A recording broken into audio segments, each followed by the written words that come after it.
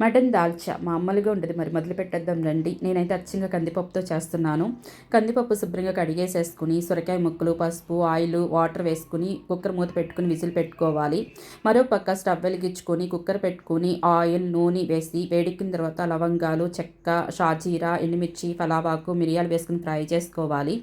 Onions కూడా వేసుకుని golden brown colour వరకు ఫ్రై చేసుకోవాలి.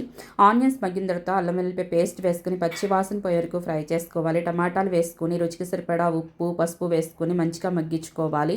నేనైతే 300 గ్రామ్స్ మటన్ తీసుకుంటున్నాను. మీరు తినే స్పైస్ని బట్టి కారం, ధనియాల పొడి, గరం మసాలా వేసేసుకుని మొత్తం మగ్గించుకొని హాట్ వాటర్ వేసుకుని కుక్కర్ మూత పెట్టుకుని విజిల్ పెట్టేసుకోవాలి. మనమైతే ఉడికించుకున్న కందిపప్పు కూడా మటన్లో వేసేసుకుని పచ్చిమిర్చి వేసుకుని మీరు తినే పులుపుని బట్టి పులుపు వేసుకుని మంచిగా మరిగించుకోవాలి. 10 నిమిషాలు మరిగితే సెట్ అయిపోయింది. లాస్ట్ అండ్ ఫైనల్గా కొత్తిమీర చల్లేసుకుని స్టవ్ ఆఫ్ చేసేసుకోవటమే.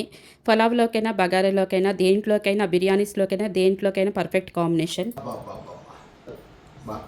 సూపర్. సబ్స్క్రైబ్ చేసుకోండి.